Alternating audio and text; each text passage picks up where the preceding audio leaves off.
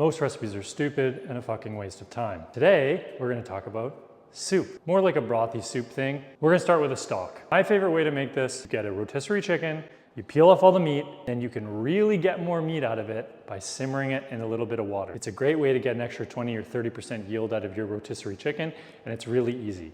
You can also use chicken stock, veg stock. You can use water if you don't have anything.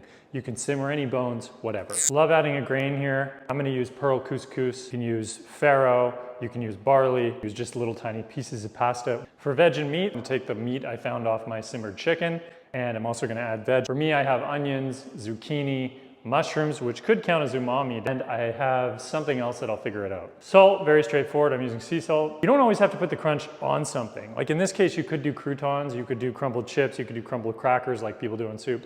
I actually just like serving a broth or a soup with a piece of toast. And for heat, I'm gonna mix chili crisp and butter and spread it on the toast. So you get kind of a spicy toast along with the broth. I'm also to the broth gonna add a little bit of Urfa Biber chili, which is a Turkish chili. I just think it's really interesting and fun, and I've been playing around with it. Herbs, whatever I got up there, I think it's parsley, garlic chives, fennel. Again, you wanna go basil, you wanna go chives, you wanna go any herb you got, just use it. Fat, I'm just gonna add olive oil as a little bit of fat. You can put a dollop of yogurt, you can put a dollop of sour cream. Acid, I'm going lemon juice, you can go vinegar. And I will mention at the very bottom here, umami, I'm gonna add a little Parmesan over the top.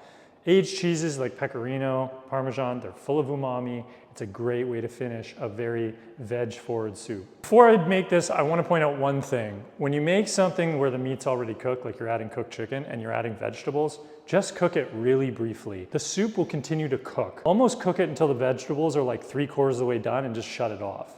Eventually the vegetables will be fully cooked through, but you get this really bright, fresh soup. Let's make it.